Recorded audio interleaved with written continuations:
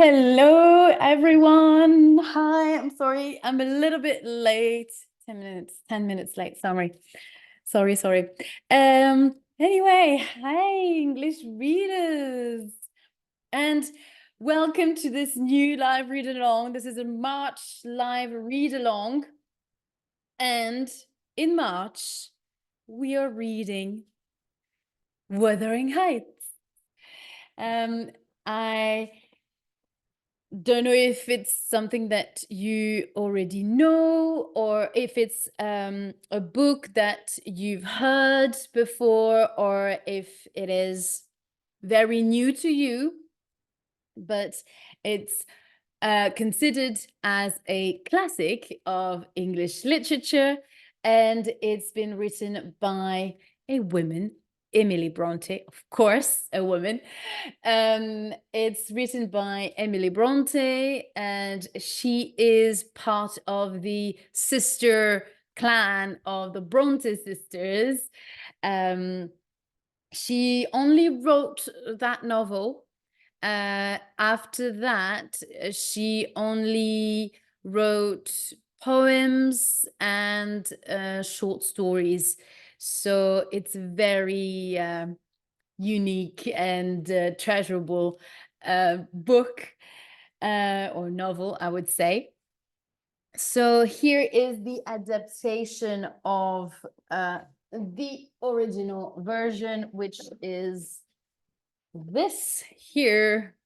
So that's the original version. You can see, are there any? Yeah, so very dense.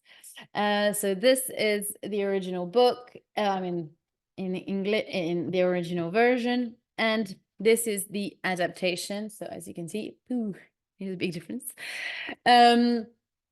So this is the Penguin Readers adaptation, and it's for B1 level, so intermediate level.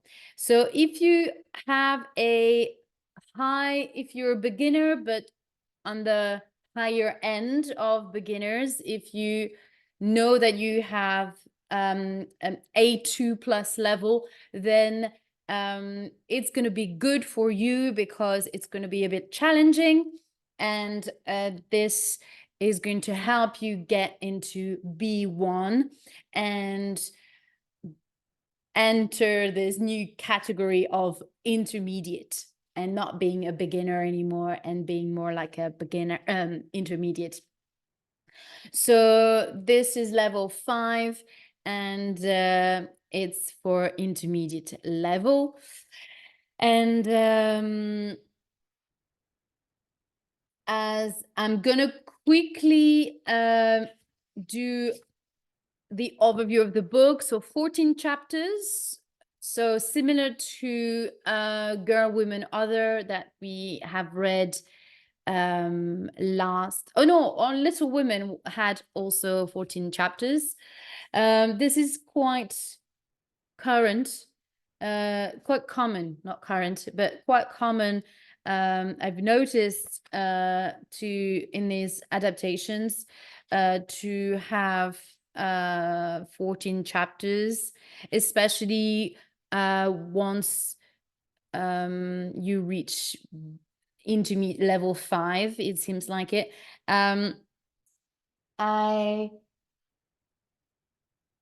Little Women is for the level 1, but it's very beginner, so it's much less chapters. Yeah, I think there are less chapters. I can't remember. But yeah, it's more or less around the same. Yeah, there are 8 chapters for level 1. Hey, hi, Kinsey. Welcome. Hi. Hello, how are you? Yeah, so I was doing a quick overview of Wuthering Heights. I haven't started. Hello. um, I'm so happy that you are here tonight. Hello, Etienne. I'm fine. Coucou. It's gonna be all in English, Etienne. So it's gonna be a good practice for you. Yeah, so I was just saying that I was doing a little overview of the book. So there are 14 chapters. And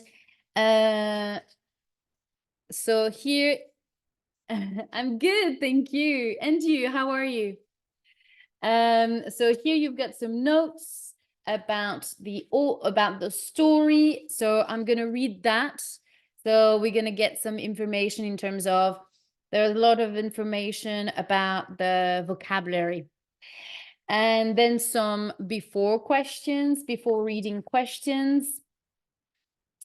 And that reminds me. Yes. I posted a story in which on my Instagram story, and I put the question about the summary here, and the question was to answer to find which statement was correct, and according to the back to the summary at the back. And it was the family in the story live in a city. It's summer in Yorkshire, England. Catherine lived in the house before years before, and the answer was I think it wasn't in the same order. So if you have the book, then you can read the question, you can see the statements here. And the answer was C. Yes, Catherine lived in the house years before. And you're gonna have you will find the glossary at the back and a couple of exercise here. And for each chapter, you're gonna have some comprehension questions. Yeah, reading and comprehension questions for each chapters. And after reading questions, once you finish the whole novel, you have a couple of about 8 questions, yeah, that are about the book. And then you have all those little exercises on different, more based on vocabulary and grammar as well. So shall we begin? Let's start. So note about the story. Emily Bronte lived in the village of Haworth, in Yorkshire, England, in the early 19th century. Her sisters were the writers Charlotte and Anne Bronte. Wuthering Heights was her only novel, as I was mentioning earlier. It's her. After that, she only wrote poems, and she only published poems and short stories. And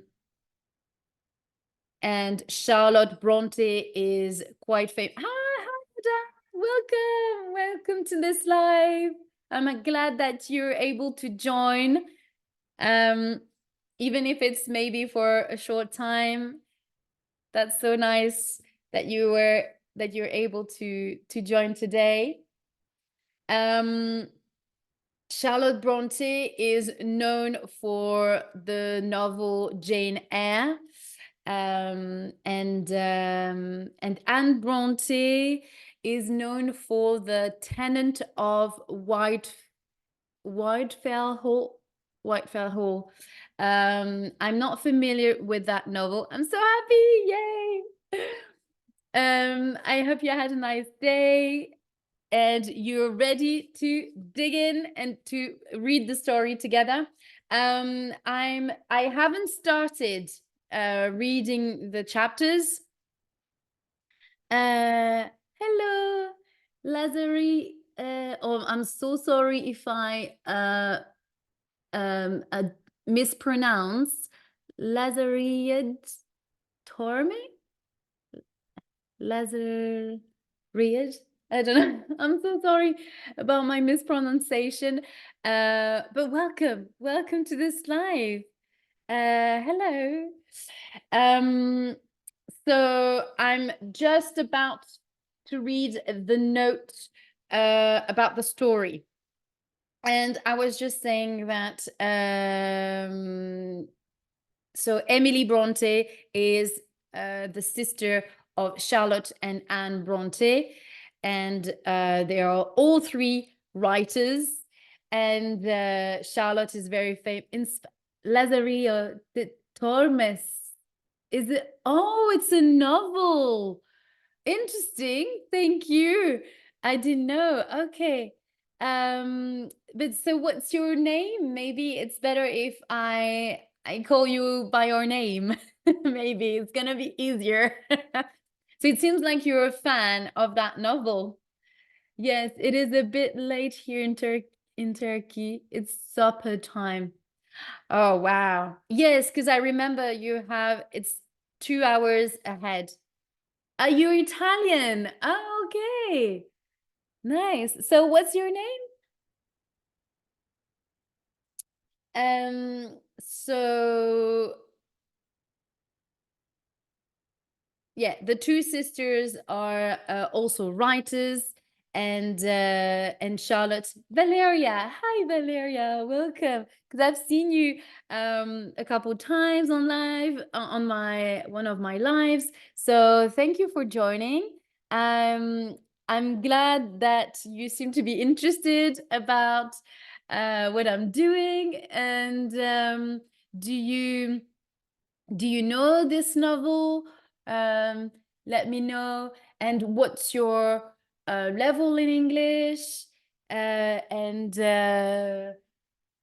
are you a teacher? Are you in English? Are you studying English? Tell me a little bit about yourself. I'm going to start reading, and so you're going to have some time you're going to have some time to write about yourself a little bit. Okay, so class, here you've got a little bit of information. We're going to read this text here, and there are a couple of information about the vocabulary. So class, what people did and how much money they had was very important. Rich people were upper class, and it's what you have: upper class, middle class, and working class. Rich people were upper class. The men were gentlemen, and their wives were called ladies. Teachers and doctors were middle class, and servants, so people who serve in the house, and farm workers were lower class or working class. In the 19th century, women and men often married at a young age, and after they married, the woman's money belonged to her husband. Upper class families usually lived in big houses. Often the servants who lived and worked in the house had their own kitchen and rooms. The house had a housekeeper. So it's a woman who looked after the house and the family who lived in it. It often had several very large gardens around it and farmland that men and boys came each day to work on. Sometimes a rich man owned more than one house. A tenant could pay money or rent to a landlord to live in the second house for a number of months or years. This was called a tenancy. So just to be clear, so a tenant is the person who's going to pay a rent, a certain amount of money each month. He's not the owner of the house. He's just in the house. He's living in the house temporarily. Yeah. So He's not the owner, the landlord. Landlord is the same word, means the same as owner. And the landlord collect the money each month. Yeah. So this is called a tenancy. English weather can change very quickly. In spring, it can be sunny one day and snowy the next. This happens often in wild places like Yorkshire moors. Moors, M-O-O-R-S, is a word that we're going to come across quite often in this novel. The moors is a sort of landscape very particular to Yorkshire, this region of the north of England, well, sort of north center of England. And so how do they describe? It's basically a very green little hills and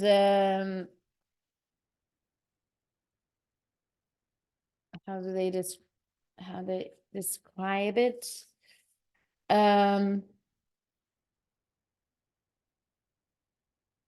More. A large area of hills and grass. There are not many trees or houses in a moor. Yeah, it's very wild and very much like, yeah, like here you can't see that much. But on this picture, you can see, or there is a big tree here, but you can see a lot of hills and green fields and not many people around as well. It's very isolated. In the 19th century, it was very isolated. Now, I guess there are much more houses in Yorkshire, and it's become a very touristy place. Yeah, it's very popular for the tourist. Okay, so let's read chapter 1. A new tenant. So if you remember, tenant is a person that is I guess here a new tenant. It means that it's probably someone that is going to rent, someone new that is going to rent the house. 1801. 2 days ago, I visited my new landlord, Mr. Heathcliff, at Wuthering Heights. So Wuthering Heights, as you can understand, is the name of the place.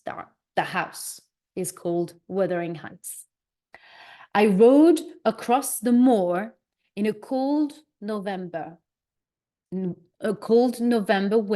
that carried bits of snow. I was feeling excited about meeting the other man who lived in this wild place. I hoped we would find a lot to talk about. He was standing at the front of the house when I arrived. As I walked up the path, he put his hands in his pockets and stared at me with angry black eyes. He was tall, with black hair and dark skin, and his clothes were expensive. They were the clothes of a gentleman.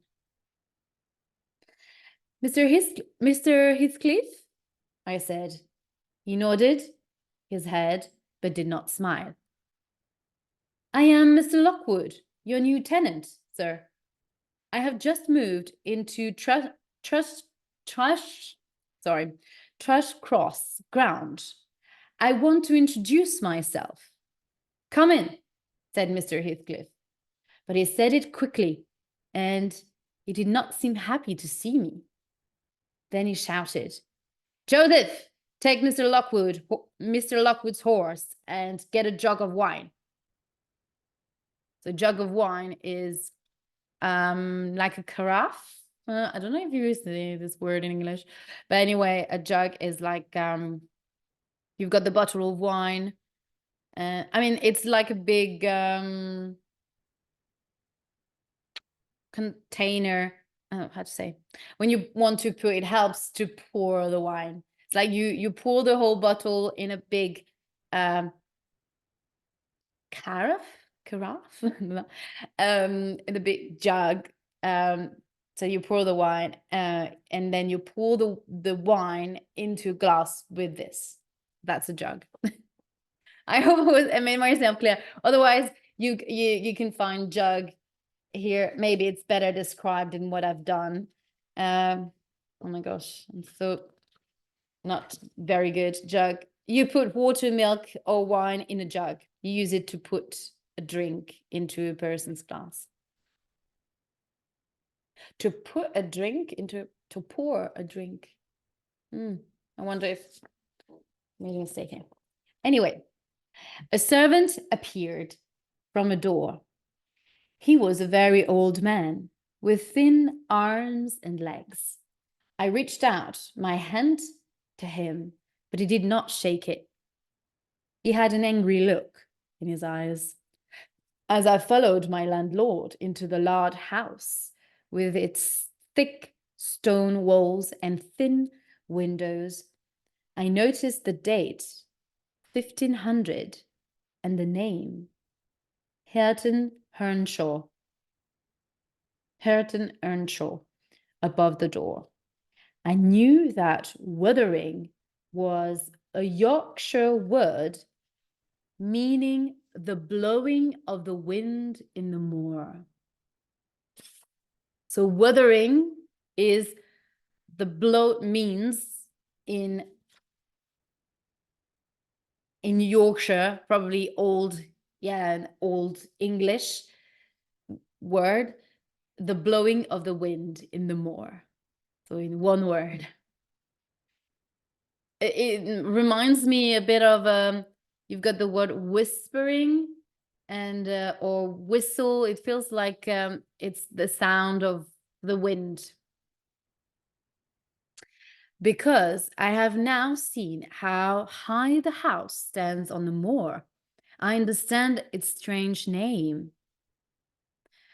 So, and then you've got Wuthering Heights. So it means that it's the house at the top of the hill where the wind blows. But his unfriendly look made me stay quiet. I followed him into a huge bare kitchen with a dresser at one end and had lots of plates on it. A long wooden table stood in the middle of the kitchen with 3 tall chairs around it. A fire burned at one end. It had a row of old guns above it. The floor was made of bare white stone, and in the corner lay a dog. She growled at me if I came near. Growled, so it means that she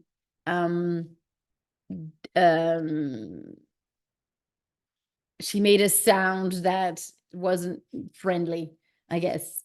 How do they describe it? Growl. A dog growls when it makes a long, low sound to show that it does not want you to come near it. Yeah. It's a very unfriendly reaction. A young woman sat in a wooden chair at one side of the fire, and a young man sat opposite her. The woman was slim, with a beautiful face and blonde hair. When she saw me, she did not smile, but got tiredly to her feet. "Get some tea," said Mr. Heathcliff. "Is he having some?" she asked, pointing at me. "Just get it," he said quickly. She put some tea and bread in front of us. At that moment, the young man also stood up and came to join us at the table. He looked like a servant in his old clothes, and his hands were brown and rough, like a farm worker's. Who are these people? I thought to myself as we ate. Is this beautiful woman the wife of Heathcliff? Or is she married to this younger man? It has started snowing outside. It has started snowing outside, said Mr. Heathcliff suddenly. Why did you come to visit in weather like this, Mr. Lockwood? I got up from the table and walked to the window.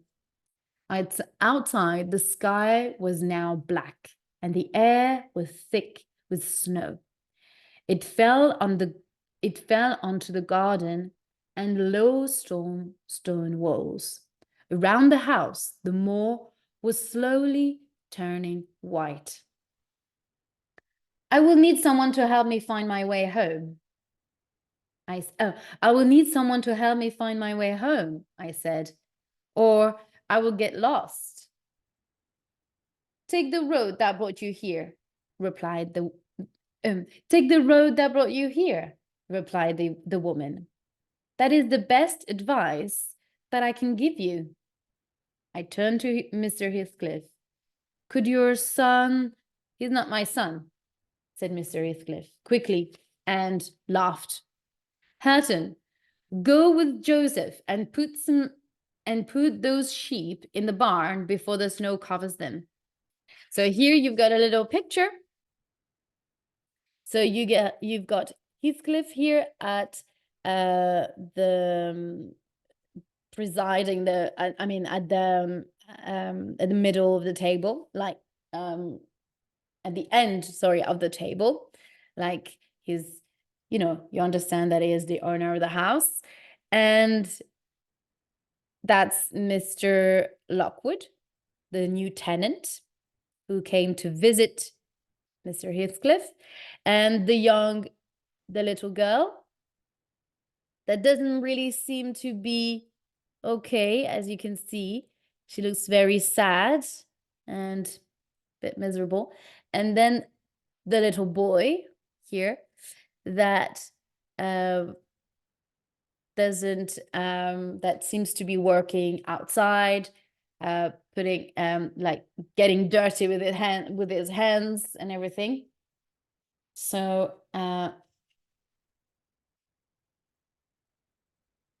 and you can see the tea here. So, and you can see Mr.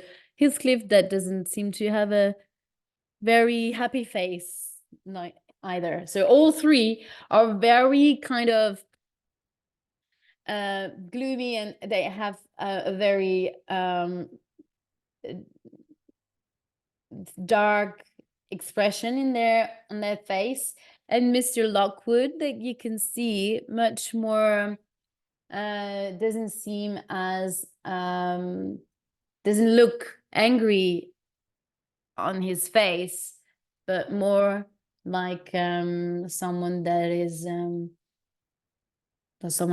is kind, and even have like a tiny smile. So yeah, not very the same expression on his face. So let's go back. So Hareton,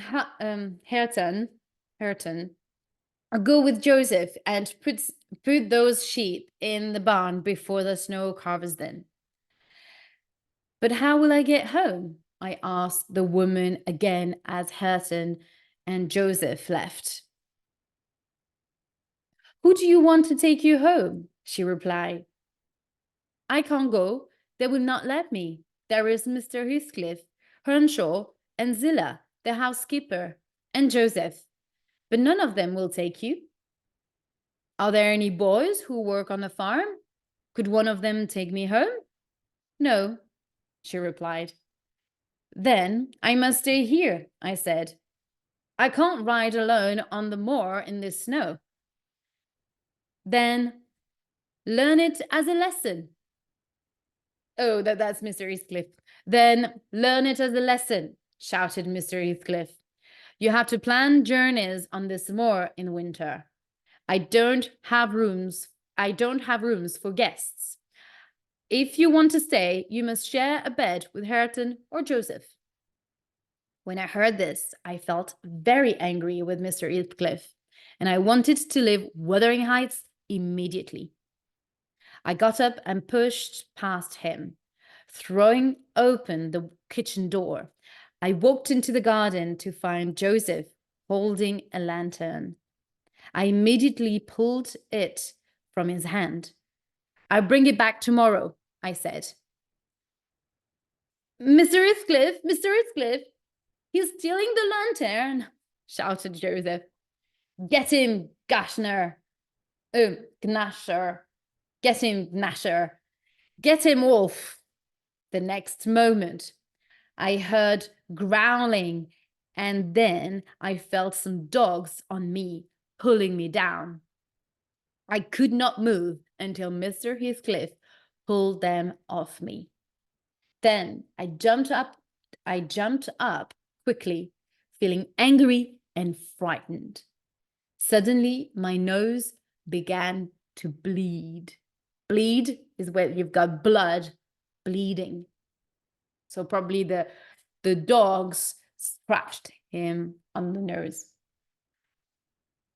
I heard Mr. Heathcliff laugh, and then a woman's voice said, "What is going to happen next, Mr. Heathcliff? Are we murdering people in our own garden now? Look at this poor man. Come inside now, and I'll stop that. Come inside now, and I'll stop that bleeding." I guessed that this large lady with the kind voice was the housekeeper Zillah. She immediately pulled me back into the kitchen and sat me down in the chair. Then she held my nose hard. I felt sick and confused, and I knew I would have to stay at Wuthering Heights. I could not ride home on the moor feeling like this. Mr. Heathcliff ordered Zillah to get me a glass of wine, and then he went into another room. I sat down until I felt a bit better, and then Zillah took me upstairs. And this is the end of chapter 1. And tomorrow, a ghost in the night. Yeah, so tell me what you think about this first chapter that we've just read. What do you think about the character of Heathcliff? And who do you think are those two young characters? Can you guess who those young people are? And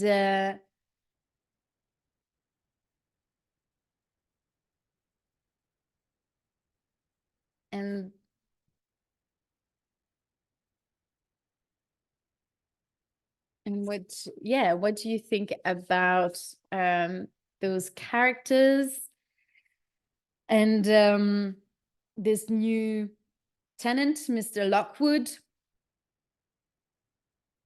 Is he going to make it alive? Because it seems like for a first encounter, the first time that he meets his landlord, Heathcliff, it doesn't seem to be a very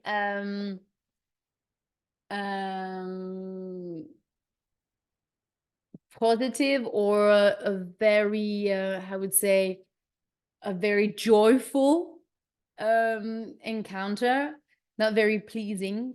Heathcliff doesn't seem to be a pleasant person, as we can see on his face here. It's kind of well illustrated here. So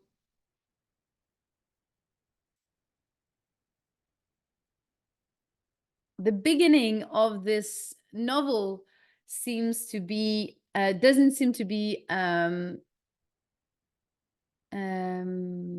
or at least shows a little bit shows the atmosphere in which we're getting into. So we have this landlord, Heathcliff, very dark character. This chapter was very dark and interesting. Yes, yes. And there is a lot of, mystery in the house and the people that live in the house. Those two young characters, two young people, and Mr. Lockwood actually assume that the young boy is Heathcliff's son, but is not. What's his name again? Hernshaw, Zilla, yeah, and so we only, as it's Hareton, his name is Hareton, and the name of the girl, do we have the name of the girl? No. It's not said. Yeah. So we don't know yet the name of the young girl. We only know his name, so it's Hareton. Hareton. Yeah, a bit tricky to pronounce. Then we've got Joseph, who is probably a man that is working on the field and is working outside, taking care of the sheep and the animals, and Zilla, who is the housekeeper. I want to know more about the characters. Why are they so bitter? Yes. Yeah. There is a lot of mystery in this first chapter. It's a little bit confusing. We are as confused as the Mr. Lockwood. I felt sick and confused, and I knew I would have to stay at Wuthering Heights.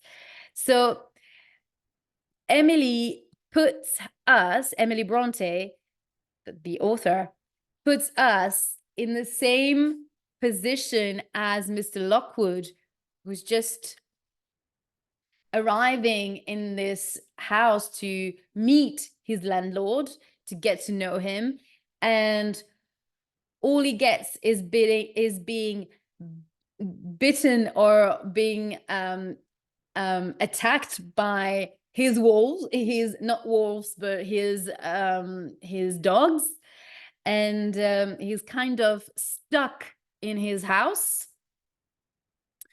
because of the weather, because it's winter and the snow covered the moors, and now Mr. Lockwood is stuck in the house, and nobody wants to escort him back to his the house where he's staying at Thrushcross Grange. Oh my God, Thrushcross Grange. Thrushcross Grange. So it's very unwelcoming first encounter of the characters of the characters of the story, and a very unwelcoming first meeting with his neighbors for Mr. Lockwood. It seems like only Zilla, the housekeeper, seems to be nice with him, and is looking after him. But the other characters, the young lady is very rude to him when she asks her if there's gonna be someone that will be kind enough to walk him back. And she's like, well, you better dream because you're dreaming, my friend, because no one is gonna take you to your house. To where you stay, to the house. So she's kind of rude to him, and she's not willing to help him. So yes, it's this is the kind of, this sets the scene of the story, I guess. And the next chapter is a ghost in the night. So I guess the kind of dark atmosphere is gonna be again, is gonna stay with us with the next chapter. So yeah, so that was chapter 1. So I hope that this intriguing chapter and all these intriguing characters will make you want to read chapter 2. I know, Katie, you're very curious to know more about the characters and what's the link between those people, who's who, and how they are related. Moi, j'ai pas rien compris. Étienne, what do you mean? Did you understand? Est-ce que tu as compris? Did you understand a little bit, or you actually did not understand? Such an interesting book. I'm looking forward to reading it. Yeah.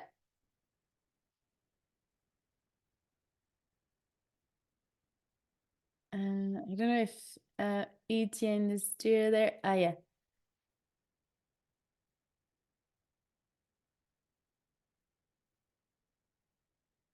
Yeah. So I hope, Etienne, that you understood a little bit still. Non, j'ai rien compris. Ah, you didn't understand. Oh, it's because I'm explaining all in English as well. So I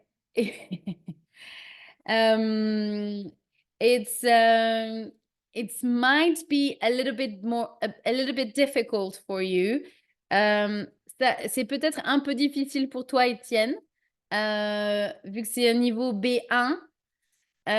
Donc, mais tu peux toujours écouter. Maybe you will understand. Stay with us, and you might understand a little bit. So, just to recap, this is the character. He's telling the story. And this guy is not very nice with him. He's not very nice. And these two live with him, but we don't know. They are not his children. We don't know who they are, but they live with him. So, yeah. I hope you understood a little bit. Okay, great. Okay, so I'll see you tomorrow, guys. Thank you so much for being here tonight, and have a beautiful evening, and see you tomorrow for chapter 2. Bye. Bye.